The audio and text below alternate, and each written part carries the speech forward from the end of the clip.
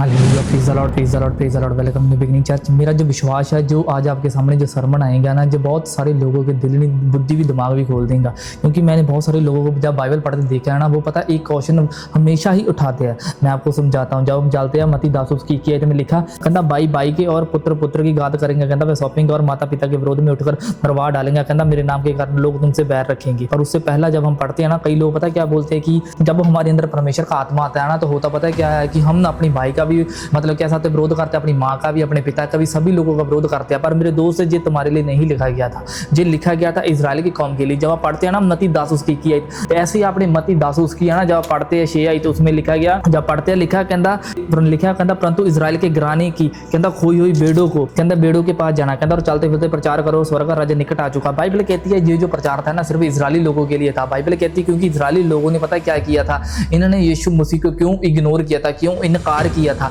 इसलिए बाइबल कहती है कि जब बाइबल की हिस्ट्री पढ़ते हो 40 साल के बाद, बाइबल कहती है जो मंदिरों और मस्जिदों को, जिन पर्वों का ये घमंड करते थे, बाइबल कहती है सिर्फ एक ही वजह से वो चकनाचूर हो चुका था, यीशु का इनकार करने से। पर ये जो वचन लिखा गया ना, भाई भाई के विरोध में, पुत्र पिता के विरोध में, कहता माता पिता के विरोध में, ऐसे मैंने दूसरे धार्मिक स्थान लोगों देखे हैं, पता क्या बोलते हैं कि तुम्हारी बाइबल गलत फॉलो करना सिखा रही है, माता पिता के विरोध करा रही है। नहीं मेरे दोस्त, ये इजराइल को लिखा गया था। क्योंकि बाइबल पता है क्या कहती है, जब आप यशायाह पुस्तक पढ़ते हैं, बाइबल कहती है जो मतलब परमेश्वर इजराइल थी ना, वो मतलब इजराइल थी जो परमेश्वर की वो पत्नी थी। जब पढ़ते हैं ना, जब यीशु मसीह के पास एक औरत आई थी, वो बोलने लगी प्रभु मेरी बेटी को तो चंगा कर। यीशु मसीह ने बोला मैं बालकों की रोटी कुत्ते को नहीं दे सकता। वो बालक पता कौन थे, वो इजरायली लोग थे। इसलिए बाइबल कहती है जब यीशु ने बोला, जैसे बाइबल कहती है ना, जैसे पत्थर राजमिस्त्री जिसको नकम्मा ठहरा दे, परमेश्वर ने उसको खूंजे सिरा बना दिया। अब जो राजमिस्त्री था वो पता कौन था, वो था इजरायली लोग। पर जो पत्थर था वो पता कौन था, वो था यीशु मसीह। बाइबल कहती है परमेश्वर ने इन लोगों को ना एक चुनाव करने के लिए, कहते हैं एक नींव बनाने के लिए एक वरदान दिया था। क्योंकि अगर आप इजराइल में आज भी रहने के लिए जाएंगे, आपको पता चलेगा उन लोगों के पास है ना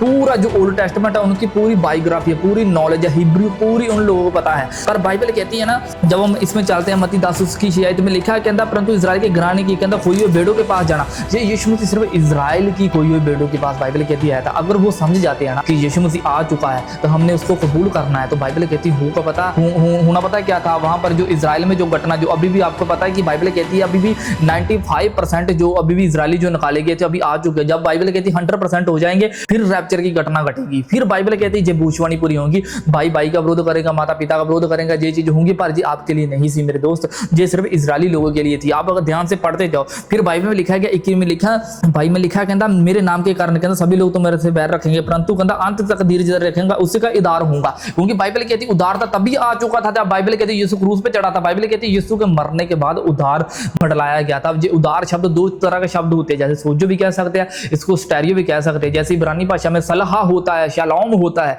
ये चंगाई के लिए, संपूर्णता के लिए। ये ऐसी तरह से बाइबल कहती है जो लिखा ना, मेरे नाम के कारण सभी लोग तुम्हारे से बैर रखेंगे, कहता परंतु जो अंत तक धीरज धरी रखेगा उसका ही बाइबल कहती है ना उद्धार होगा। ये तब घटना घटेंगी जब बाइबल कहती है 7 साल रह जाएंगे तो 3.5 साल लागू होंगे। बाइबल कहती है तब धीरज धरना पड़ेगा, तब एंटा क्राइस्ट आएगा, तब शैतान विरोधी आएगा। पर उससे पहला कलीसिया उठा ली जाएंगी। ये मजे की बात है यीशु मसीह के नाम में। पर जहां पर लिखा गया ना, कहता पर जो अंत धीरज धरी रखेगा उसका उद्धार होगा। कहता जब वह तुम्हें नगर नगर कहता शायद तो कहता दूसरे भाग जाना, कहता मैं तुमसे सच सच कहता हूँ इजराइल के कहता सब नगरों फिर ना चुकेंगे, कहता फिर मनुष्य का पुत्र आ जाएगा। ये होगा मेरे दोस्त की तीसरी घटना, जब बाइबल कहती है यीशु मसीह सीधा बादलों पे आएगा। ये 7 साल की घटना होगी। ये आपके लिए मेरे दोस्त नहीं लिखा गया था कि माता पिता के विरोध में पिता ऐसे आपने बाइबल स्टडी के बीच ज्यादा नहीं जाना। क्योंकि बाइबल पता क्या बोलती है कि मेरी प्रजा के पास ना ज्ञान हो रहा है, मेरी प्रजा नाश हो चुकी है। आप बाइबल में एक भी वचन ऐसा निकाल कर बता दो जहां पर लिखा गया कि शैतान ने उनकी प्रजा को मार दिया, बिल्कुल बनी। बाइबल कहती है सिर्फ एक ही वजह से उनकी कलीसिया मर रही है, वो है नॉलेज ना होने की वजह से। क्योंकि एक विश्वासी जो बाइबल पढ़ता सुबह उठकर ऐसा पढ़ता है कि उनका विरोध हो रहा है ना, सोचो कि उसके सामने यही मतलब पेपर खुल गया, उनके सामने यही मतलब ये वचन खुल गया, तो वहां पर लिखा होगा ना भाई भाई के पिता विरोध करता हूँ, उसने बोलना नहीं कि नहीं यार प्रभु ने आई थिंक मेरे को इस चीज लिए चुना था। ऐसे मैंने लोग देखे जो प्रभु यीशु मसीह को मतलब पीछे क्यों बैकस्लाइड होते हैं, क्योंकि वो वचन को गहराई से नहीं समझते। इसलिए बाइबल कहती है ना जो परमेश्वर का वचन था उसकी इच्छा के साथ मतलब बाइबल कहती रचा गया था। क्योंकि इसको उसकी इच्छा है, जहां पर बाइबल कहती है उसकी इच्छा एक ही इच्छा है, आप एक लौते पुत्र यीशु को जानो। क्योंकि ये इजराइल के लिए लिखा गया था मेरे दोस्त, आपके लिए नहीं लिखा गया था। इसलिए आज के बाद है ना मेरे दोस्त, जब भी आपको है ना ऐसी चीजें सामने आती हो, आपने ये चीज को वचन को जरूर याद रखना। क्योंकि प्रभु यीशु मसीह बाइबल कहती है कि दुनिया को मारने नहीं, वो बचाने के लिए आया। जब बाइबल कहती है यीशु को पकड़ने के लिए आए थे, तो बाइबल कहती है जो योद्धा इसकरियोती जो यीशु मसीह के साथ संग रहता था, तो यीशु मसीह ने बोला था तुम मुझको कहता, बाइबल कहती है जो लाठी और बाइबल कहती है बहुत सारे ऐसे भाले लेकर उसको उसको पकड़ने के लिए आ गया। यीशु मसीह बोलता तू में से बाले और ऐसे लोगों को लेकर आ गया, कहता मैं कोई चोर और डाकू हूं। बाइबल कहती है यीशु मसीह बोलता कहता अभी मैं तो अभी बाइबल कहती 12 पलटन स्वर्गदूतों को आने के लिए रेडी थे। वो 12 पलटन स्वर्गदूतों पता कितने होते हैं? एक पलटन में आप ला के देख लो कि 7000 स्वर्गदूत होते हैं मिलेंगे। अगर 6000 में डिवाइडेड करेंगे तो फिर बाइबल कहती है कि यीशु मसीह एक सेकंड में जब वो है ना बोल देता, तो देख सकते हैं कि इंटरनेट पे आप जब कैलकुलेशन करेंगे आई थिंक बहुत दुनिया तबाह हो सकती थी। बाइबल कहती है उसने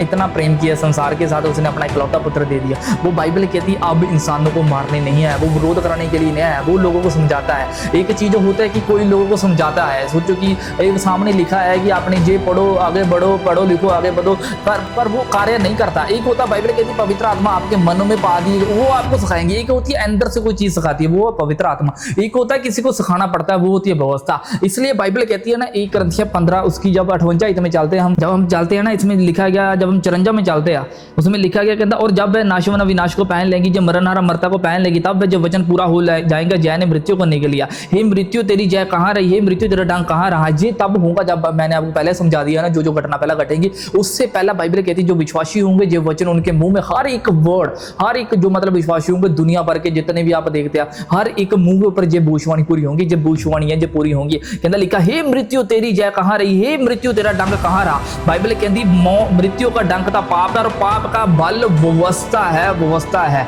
जब आप है ना मेरे दोस्त की आप लॉ को फॉलो करते हैं तो होता पता है क्या है, तो ग्रेस के आप गिर जाते हो, क्योंकि यीशु मसीह को आप फॉलो नहीं करते। जैसे मैंने आपको समझा दिया कि कई लोग आपको गाइड कराते हैं, आप विरोध होगा ऐसा होगा, नो नो मेरे दोस्त, क्योंकि जब पवित्र आत्मा आपके अंदर आता है वो आपको सेंस भी देती है, वो आपको बुद्धि भी देती है कि आपने विरोध के बीच कैसे अपनी फैमिली को बचाकर लेकर आना है, कैसे उनको केयर करना, कैसे उसको संभालना। सोचो कि किसी का एक ही मतलब कैसा था, एक ही माता होंगी, उनका एक ही पुत्र होगा, अगर वो प्रभु यीशु मसीह को फॉलो करने लग गया, अगर उसका पुत्र उसको छोड़कर चला गया, इसमें यार प्रभु यीशु मसीह की मेहनत थोड़ी है। आप समझो इतनी तो बुद्धि होगी। इसलिए बाइबल कहती है ना जब प्रभु कहता है कि मेरा आत्मा तुम्हारे अंदर आएगा ना, तुम्हें कोई आवश्यकता नहीं होगी, कोई तुम्हें सिखाए पावे ना सिखाए, परंतु मेरा आत्मा तुम्हें सभी बड़ी बातें सिखाएंगा यीशु मसीह के नाम में। इसलिए मेरे दोस्त जब है ना आप लॉ को फॉलो करेंगे, आप ऐसे लोगों को फॉलो करेंगे जो प्रभु यीशु मसीह की नहीं और से खड़े किएगे, तो फिर आपके ऊपर ये दंड आएगा। क्योंकि बाइबल कहती है जैसा आप परमेश्वर को समझते हैं वो वैसा ही है। कई उसको भला समझते हैं, कोई उसको कठोर समझते हैं, कोई उसको चमत्कारी का दाता समझते हैं, कोई उसको अनुग्रह का दाता समझते हैं, पर जैसा आप हम समझेंगे ना मेरे दोस्त वैसा ही आपके लिए है। इसलिए मेरा विश्वास है क्योंकि प्रभु यीशु मसीह आपके लिए आया है। और अगली लाइन में लिखा गया जैसे है ना, परंतु परमेश्वर का धन्यवाद होगा जो हमारे प्रभु यीशु मसीह के द्वारा हमें जयवंत करता है। अब दो तरह की आपने या तो जय के लिए प्रेयर करनी है कि प्रभु मेरे को वीजा मिल जाए, मेरे को हीलिंग मिल जाए, मेरे को आपने या तो इसके लिए प्रेयर करनी है, या आपने